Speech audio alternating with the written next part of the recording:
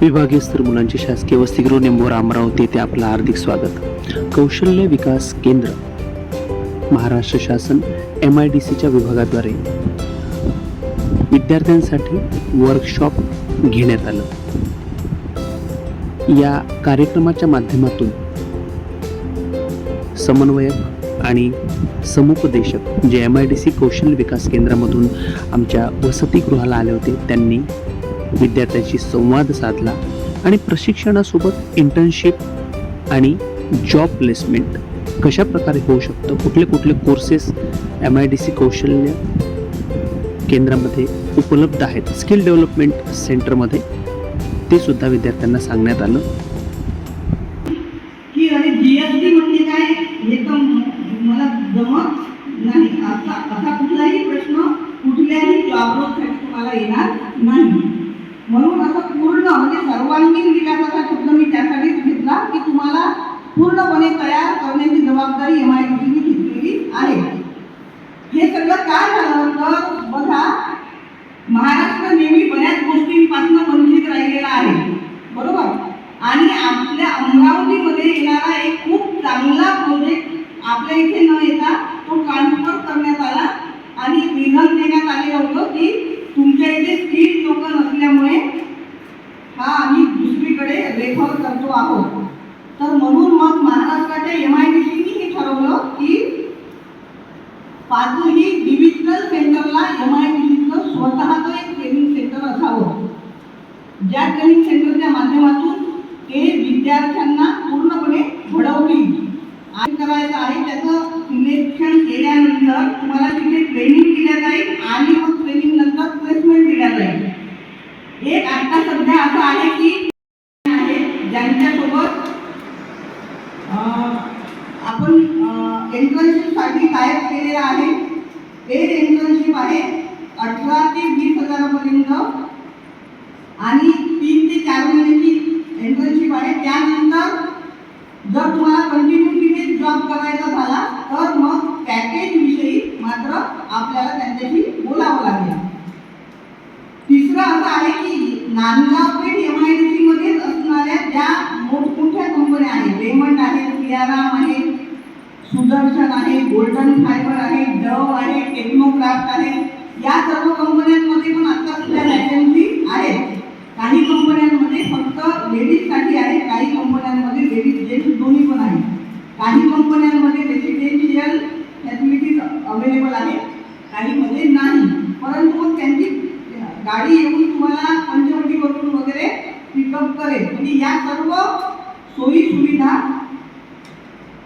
आधीच सगळं हे घेऊन नंतर MIDCने हे सगळं केलेलं आहे. तर तुम्ही आपण एज्युकेशन घेतो, हॉस्टेलला राहतो, घर सोडून, आई वडिलांना सोडून, बरोबर, कशासाठी? जॉबसाठी ना.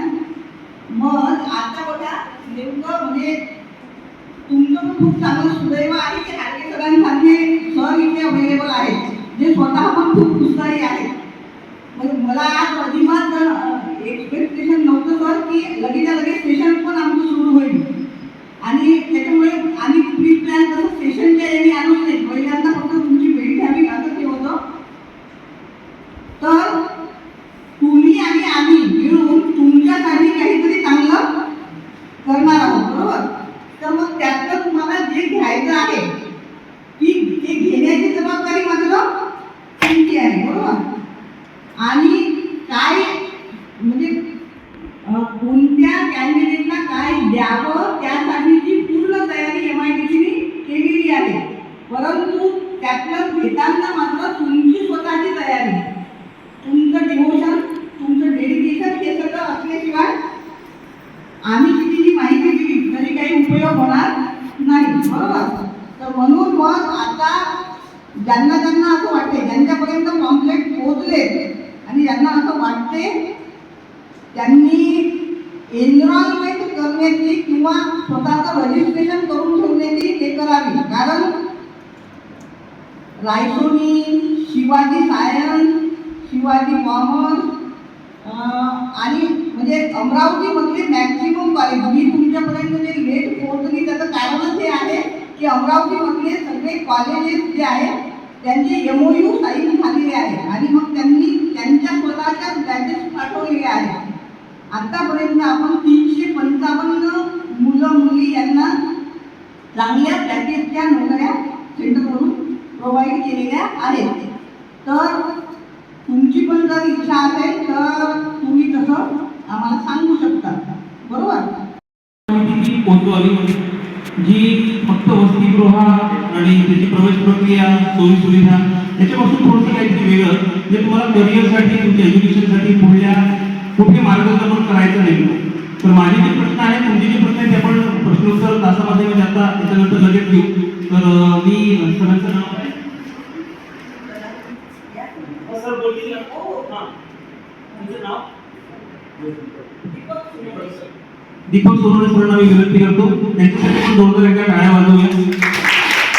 कारण भारतभरामध्ये कॉलेजेसला व्हिजिट देणं, इन्स्टिट्यूट्सला व्हिजिट देणं, युनिव्हर्सिटीमध्ये जाणं, पोरांना गोळा करणं, या स्किल डेव्हलपमेंट बद्दल सांगणं, अरे तुमच्यासाठी विनामूल्य प्रशिक्षण आहे, विनामूल्य इंटर्नशिप आहे, विनामूल्य एखादा जॉब मिळवण्याची संधी आहे.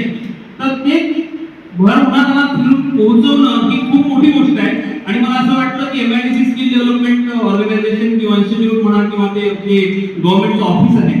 आजकाल गव्हर्नमेंट म्हटलं की लोकांना असं वाटतं की ते फक्त 10 ते 5 ऑफिस करतात आणि घरी निघून जातात. पण तसं नाहीये. बेसिकली गव्हर्नमेंटचे लोक पण ग्राउंड लेवलला काम करत असतात. त्यातलंच मला असं वाटतं हे एक उदाहरण आहे. आणि सीमाताईंनी तुम्हाला ज्या पद्धतीने सांगितलं तर ते त्याच्यामध्ये हे जी आम्ही ऑर्गनायझेशन चालू केल्यामध्ये माझा काही मोठेपणा खूप असं नाहीये. मी तुम्हाला फक्त इथपर्यंत पोहोचवण्यासाठी म्हणजे एक मीडिया आहे. पण इथे जी टीम बनलेली आहे आमची मोड मॅडम, शिवाजी सर, अमोल रस्ते सर, पडोळे मॅडम, रेखा मॅडम, अश्विन, आमचे सगळे सुपरवायझर यांचा सुद्धा खूप मोलाचा वाटा आहे. टीम शिवाय एवढ्या मोठं ऑर्गनायझेशन एक गाव आहे छोटंसं. त्याच्यामुळे 150 पीपल जे stay here all are above 18. त्याच्यामुळे सगळ्यांना निवडणूक म्हणजे लढण्याचा म्हणा किंवा मतदार म्हणून मतदान करण्याचा अधिकार आहे. दे आर शून्य मॅच्युअर पीपल. तर मी सरांना इथे आमंत्रित करतो जोरदार एकत्र आहे त्यांच्याकडे निवडून जाऊ.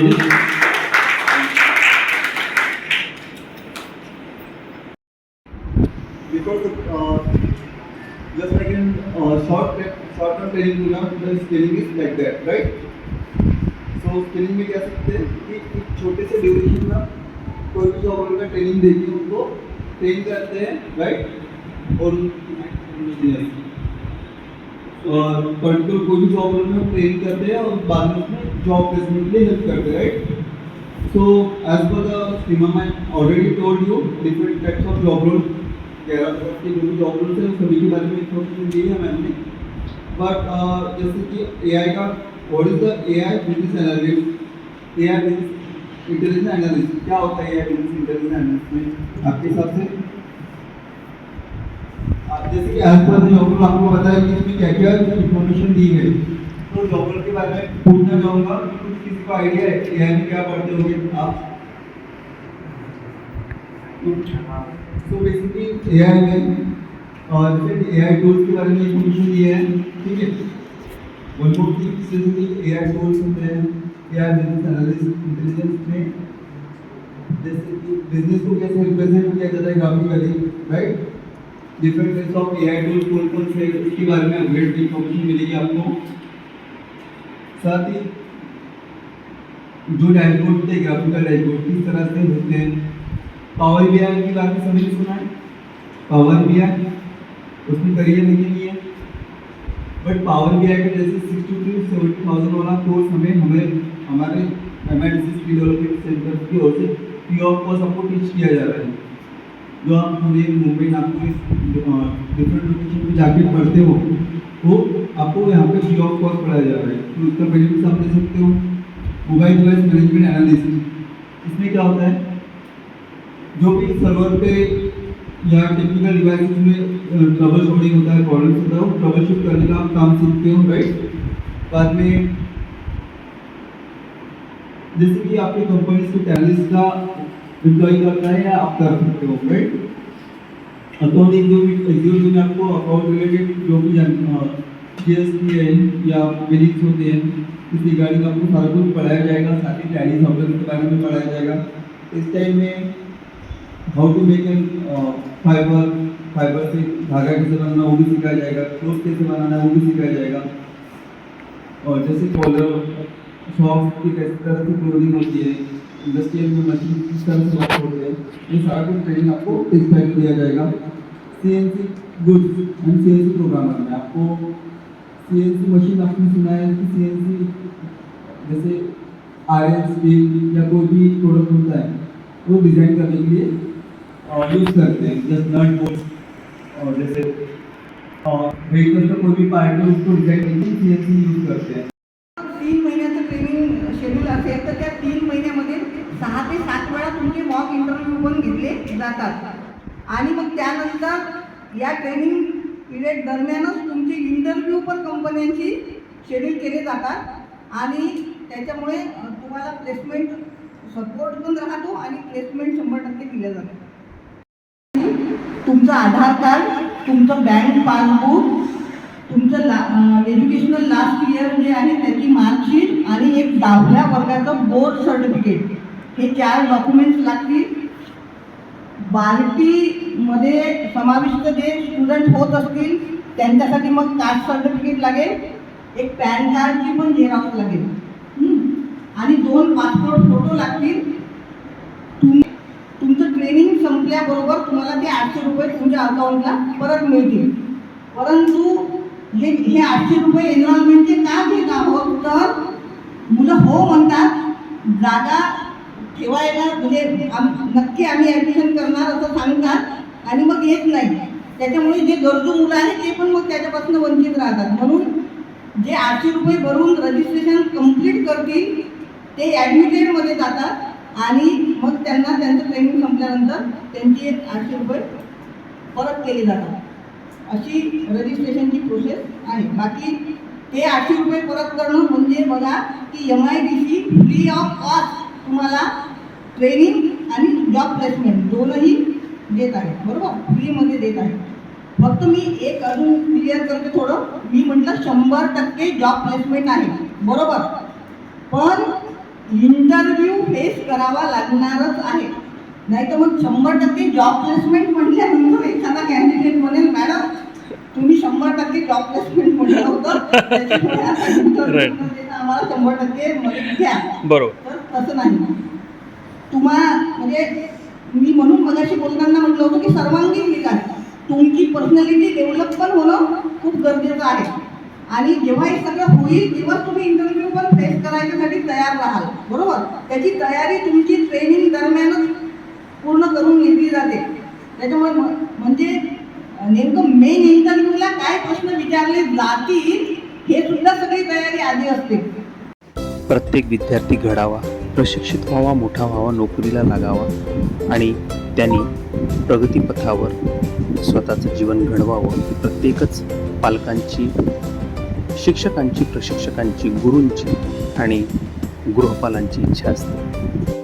आणि म्हणूनच MIDC विभागाच्या कौशल्य विकास केंद्राच्या माध्यमातून विद्यार्थ्यांसाठी ही संधी जी उपलब्ध झालेली आहे त्याचा त्यांनी नक्की उपयोग करून घ्यावा अशी यावेळी विद्यार्थ्यांना नम्र आवाहन करण्यात आले। कौशल्य विकास केंद्राद्वारे समन्वयक व प्रशिक्षक म्हणून उपलब्ध झालेले सीमा मॅडम व दीपक सर यांचे आभार।